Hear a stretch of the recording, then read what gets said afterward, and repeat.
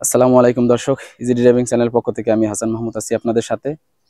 আমি আজকে শেখাবো প্রাইভেট গাড়ি কিভাবে আপনি নতুন অবস্থায় চালাবেন। হ্যাঁ দর্শক, আপনি যদি আমার চ্যানেলে নতুন হয়ে থাকেন তাহলে অবশ্যই চ্যানেলটি সাবস্ক্রাইব করে দিবেন। তো আমরা কথা না বেরিয়ে আমরা মূল ভিডিওতে চলে যাই। আর আমরা প্রথমে যে জিনিসটা দেখবো, আমরা গাড়ি কিভাবে আনলক করতে হয়। আমরা এটার জন্য এটা হলো রিমোটের গাড়ি। হ্যাঁ দর্শক, রিমোটের গাড়ির ক্ষেত্রে আমরা এই যে রিমোটের যে তিনটা বাটনে দেখতেছি, এটা ব্যাক ডালার খোলার জন্য যে বাটন, আর এটা লক করার, আর এটা হচ্ছে আনলক করার। তো আমরা গাড়িটাকে আনলক করব। তো আমরা এটা একবার প্রেস করলে গাড়ি আনলক হয়ে গেছে।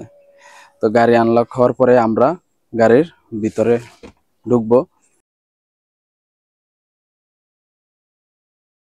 হ্যাঁ দর্শক, আমরা এখন দেখাবো আপনি কিভাবে গাড়ির সিটটা অ্যাডজাস্ট করতে পারেন। তো সেক্ষেত্রে আমরা এই যে দুইটা বাটন দেখতেছি, এই দুইটা বাটন দিয়ে আপনি সিটটা পুরোপুরি সেট আপ করতে পারবেন। তো আমরা সিটটা সামনে পিছে নেওয়ার জন্য এই যে কাঠিটা আছে, এটারে আমরা সামনের দিকে ঠেলা দেব। সেক্ষেত্রে এই যে সিটটা সামনে যেতেছে। আর আমরা যদি এটা পিছনের দিকে নিতে চাই তাহলে এই যে সিটের এই প্রান্তে আমরা এটারে একটু হালকা প্রেস করব, তাহলেই এটা সিটটা পিছনের দিকে যেতে থাকবে। আর আমরা সিটটা যদি উপরে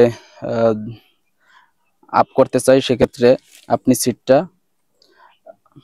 আপনি এই কাঠিটা আপনি উপরের দিকে চেপে ধরবেন, তাহলেই সিটটা উপরের দিকে আপ হতে থাকবে। আবার যদি ডাউন করতে চান সিটটা, সেক্ষেত্রে আপনি এটা নিচের দিকে চেপে ধরবেন, তাহলেই আপনার এটা সিটটা ডাউন হয়ে যাবে। আর আপনি সিটের যে এই অংশটা আছে, এটারে যদি আপনি পিছনে হেলান দেওয়ার যে সিটটা আছে, এটারে আপনি যদি হেলান দিতে চান, সেক্ষেত্রে আপনার এই যে কাঠিটা আছে, এই কাঠিটা আপনি এভাবে হালকা পিছনের দিকে প্রেস করবেন। সেক্ষেত্রে আপনার সিটটা পিছনে ভাঁজ হতে শুরু করবে। আর আপনি যদি সিটটা সামনের দিকে নিতে চান, সেক্ষেত্রে আপনার এখানে ধরে এটা সামনের দিকে প্রেস করবেন। সেক্ষেত্রে আপনার সিটটা আবার সোজা হয়ে যাবে সামনের দিকে। হ্যাঁ দর্শক, আমরা এখন দেখব এক্সেলেটর এবং ব্রেকের কি কাজ আর কিভাবে করতে হয়। তো সেটা আমরা দেখতেছি। এটার জন্য আমরা এই যে ব্রেক প্যাড যেটা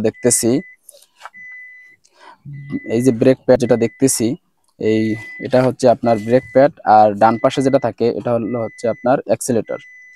তো আপনার ব্রেকের যে কাজটা হচ্ছে, আপনার গাড়িতে যখন উঠবেন সব সময় আপনি ব্রেকে পা দিয়ে রাখবেন।